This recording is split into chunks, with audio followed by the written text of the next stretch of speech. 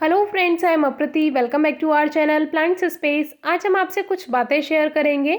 हमारी एक सब्सक्राइबर है, उनका एक कमेंट था, क्वेश्चन था उनका एक, कि हमारे पास एक बोगनवेलिया प्लांट है जो कि रेड सॉइल में यानी लाल मिट्टी में लगा हुआ है और उसमें एक बास्केट भी है। जैसे सॉइल को स्क्रैच करते हैं तो पता चल जाता है बास्केट है प्लांट में या नहीं है।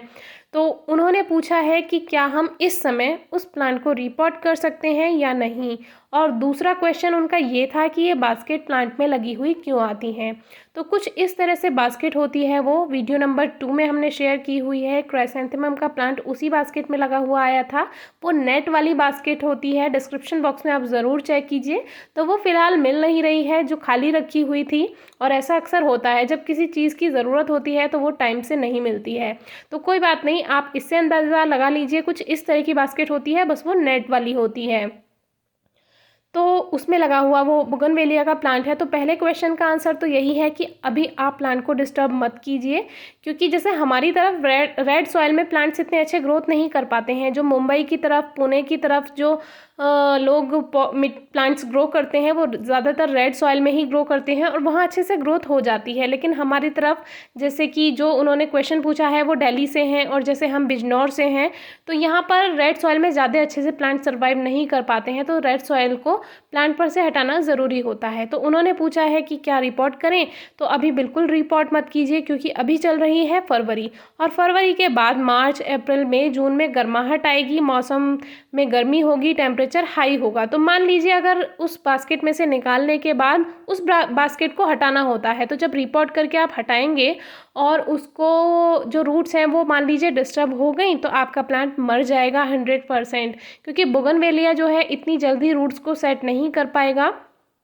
तो अभी आप ये काम स्किप कीजिए, अभी रेनी सीज़न का वेट कीजिए, यानी बारिश के मौसम का। अगर आप बारिश के मौसम में उसको रिपोर्ट करती हैं, रेड सॉइल हटाती हैं और बास्केट हटाती हैं, उसको बास्केट को कट करके हटाना होता है, जो कि वीडियो नंबर 2 में हमने शेयर किया हुआ है।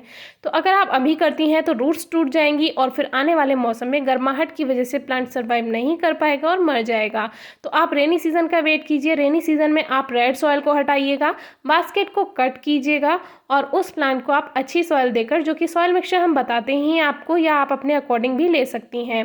तो अगर प्लांट्स की रूट्स डिस्टर्ब हो भी जाती हैं तो प्लांट नई रूट्स बना लेगा आराम से, क्योंकि रेनी सीज़न होता है, ह्यूमिडिटी भी होती है, तो प्लांट पे ज़्यादा असर नहीं पड़ेगा। तो आप वेट कीजिए रेनी सीज़न का।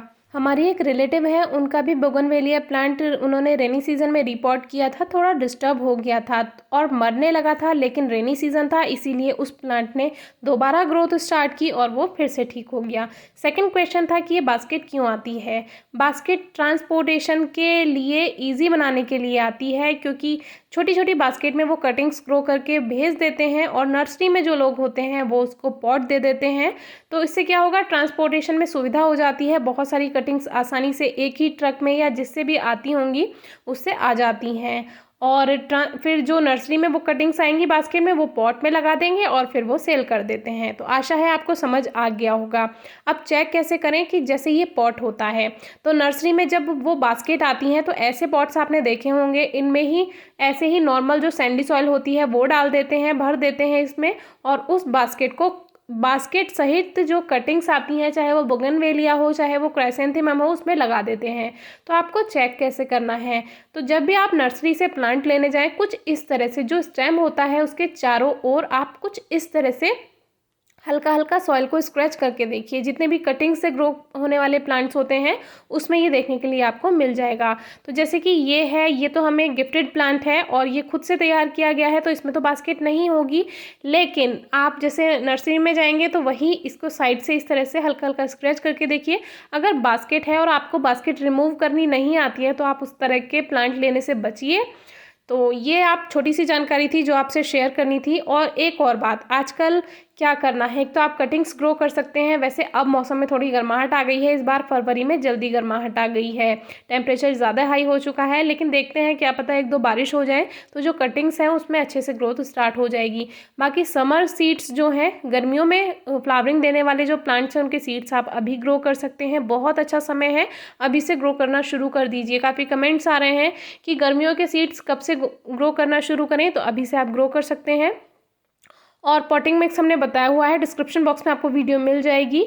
और अपराजिता के सीड को लेकर आज एक क्वेश्चन आया था कि आप ग्रो करना बताइए, तो वही 70% आप जो काउडंग या वर्मी कंपोस्ट है वो ले लीजिए और 30% आप रेत ले लीजिए। बेस्ट मिक्सचर है उसमें अपराजिता के, या कोई भी आप सीड ग्रो कीजिए, काफ़ी अच्छा रिजल्ट मिलेगा।